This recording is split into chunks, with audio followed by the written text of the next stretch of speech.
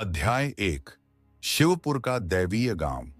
हिमालय की तलहटी में बसा शिवपुर प्रकृति की गोद में छिपा हुआ एक छोटा लेकिन महत्वपूर्ण गांव था।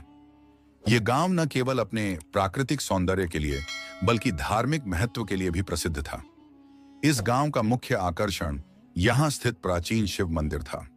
शिव मंदिर के बारे में मान्यता थी कि इसकी स्थापना हजारों वर्ष पहले एक सिद्ध तपस्वी ने की थी। यह मंदिर देवताओं और ऋषियों की आराधना का स्थान रहा था। मंदिर के ठीक पीछे एक पवित्र वट वृक्ष था जिसे गांव के लोग काल वृक्ष कहते थे। इस वृक्ष के नीचे बैठकर प्रार्थना करने से मनोकामनाएं पूरी होती थीं, ऐसा विश्वास था। गांव की जीवन शैली सरल थी। लोग खेती बाड़ी और पशुपालन पर निर्भर थे। हर सुबह गांव के लोग गंगा नदी के तट पर स्नान करते और शिव मंदिर में जाकर पूजा अर्चना करते। शिवपुर के लोग भोलेनाथ के अनन्य भक्त थे, लेकिन उनका जीवन संघर्षपूर्ण था। अध्याय 2। धीरज का जीवन और भक्ति। गांव के सबसे ईमानदार और धर्मप्रिय व्यक्ति धीरज की कहानी यहीं से शुरू होती है। धीरज एक साधारण किसान था, लेकिन उसका दिल भक्ति, प्रेम और दया से भरा हुआ था। वह अपनी पत्नी सुशीला और 2 बच्चों के साथ मिट्टी के एक छोटे से घर में रहता था। सुबह के समय धीरज गंगा नदी में स्नान करता और फिर शिव मंदिर में जाकर ध्यान मग्न हो जाता। उसके दिन की शुरुआत भगवान शिव की आराधना से होती थी। धीरज के बच्चे गौरी और अमन भी अपने पिता की तरह धार्मिक थे, लेकिन धीरज का जीवन संघर्षों से भरा हुआ था। खेती से होने वाली आय कम थी और कई बार फसलें खराब हो जाती थीं। आर्थिक तंगी के बावजूद धीरज ने कभी भी भगवान से शिकायत नहीं की। उसका कहना था, भगवान जो करते हैं वह हमारे भले के लिए ही करते हैं।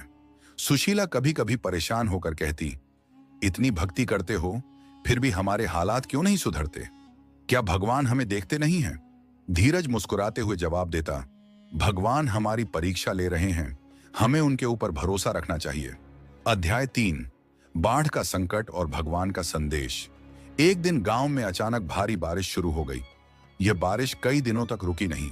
गंगा का जलस्तर इतना बढ़ गया कि वह गांव के घरों तक पहुंचने लगी। लोग अपने घर छोड़कर मंदिर में शरण लेने लगे। बाढ़ ने फसलें नष्ट कर दी और गांव के लोग निराशा में डूब गए। धीरज ने गांव वालों से कहा, डरने की जरूरत नहीं है, हमें शिव जी की शरण में जाना चाहिए, उनकी कृपा से सब ठीक होगा। उस रात धीरज ने स्वप्न में भगवान शिव को देखा। भगवान ने कहा, धीरज, तुम्हारी भक्ति हमें प्रसन्न करती है, लेकिन सच्चे भक्त की परीक्षा कठिन होती है। तुम्हें एक लंबी और कठिन यात्रा पर जाना होगा। इस यात्रा के दौरान तुम्हें अपना धैर्य, विश्वास और परोपकार साबित करना होगा। केवल तभी तुम्हारे गांव को इस संकट से मुक्ति मिलेगी। सुबह उठकर धीरज ने स्वप्न की बात सुशीला और गांव वालों को बताई। सुशीला ने चिंतित होकर कहा, यह यात्रा खतरनाक हो सकती है, क्या तुम इसे अकेले कर सकोगे? धीरज ने शांत स्वर में कहा, जब भगवान हमारे साथ हैं तो हमें किसी चीज से डरने की आवश्यकता नहीं है। अध्याय 4। यात्रा की शुरुआत। प्रथम पड़ाव, घना जंगल। धीरज ने अपनी यात्रा शुरू की। सबसे पहले उसे एक घने जंगल से गुजरना था। यह जंगल जंगली जानवरों और रहस्यमयी रास्तों के लिए कुख्यात था। जंगल में प्रवेश करते ही धीरज ने डरावनी आवाजें सुनी। अचानक एक भूखा शेर उसके सामने आ गया। शेर ने उसे घूरा और दहाड़ते हुए उसकी ओर बढ़ा।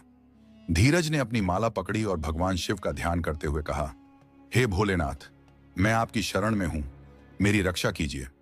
शेर कुछ देर तक उसे घूरता रहा, फिर चुपचाप वहां से चला गया। धीरज ने भगवान को धन्यवाद दिया और अपनी यात्रा जारी रखी। दूसरा पड़ाव, बूढ़े साधु की मदद। जंगल से बाहर निकलने के बाद धीरज एक छोटे गांव में पहुंचा। वहां उसने देखा कि एक बूढ़ा साधु भूख से तड़प रहा था। साधु को किसी ने मदद नहीं दी। धीरज ने अपने पास का सारा भोजन साधु को दे दिया। साधु ने भोजन ग्रहण किया और कहा, पुत्र, तुम्हारी दया और भक्ति अद्भुत है। आगे तुम्हारी यात्रा कठिन होगी, लेकिन भगवान तुम्हारे साथ हैं। तीसरा पड़ाव, नदी पार करना।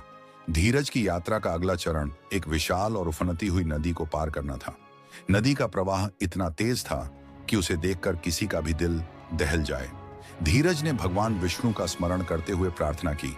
अचानक एक मछुआरा प्रकट हुआ और उसे नदी पार कराने के लिए तैयार हो गया। जैसे ही धीरज ने नदी पार की और मछुआरे को धन्यवाद देने के लिए पीछे मुड़ा, वह मछुआरा गायब हो चुका था। धीरज समझ गया कि यह भगवान विष्णु का चमत्कार था। अध्याय 5। भगवान का आशीर्वाद। अपनी कठिन यात्रा पूरी करने के बाद धीरज एक ऊंचे पर्वत की चोटी पर पहुंचा। वहां उसने ध्यानमग्न होकर भगवान शिव और विष्णु की प्रार्थना की। भगवान शिव और विष्णु ने दिव्य रूप में प्रकट होकर कहा, धीरज, तुम्हारी भक्ति और धैर्य ने हमें प्रसन्न किया है। मांगो, क्या वरदान चाहिए? धीरज ने कहा, हे प्रभु, मुझे कुछ नहीं चाहिए, बस मेरे गांव को सुख शांति प्रदान करें। भगवान ने आशीर्वाद दिया, तुम्हारा गांव अब हर संकट से मुक्त रहेगा, वहां हमेशा खुशहाली रहेगी। धीरज जब गांव लौटा तो उसने देखा कि बाढ़ समाप्त हो चुकी थी। गांव में हर जगह खुशहाली थी। लोग उसकी भक्ति और भगवान के चमत्कार से अभिभूत हो गए। गांव वालों ने मिलकर भव्य पूजा आयोजित की। धीरज की कहानी हर किसी के लिए प्रेरणा बन गई। यह कहानी सिखाती है कि सच्ची भक्ति, दया और धैर्य से हर कठिनाई को पार किया जा सकता है। भगवान सच्चे भक्तों की परीक्षा लेते हैं, लेकिन उनकी भक्ति का फल अवश्य मिलता है।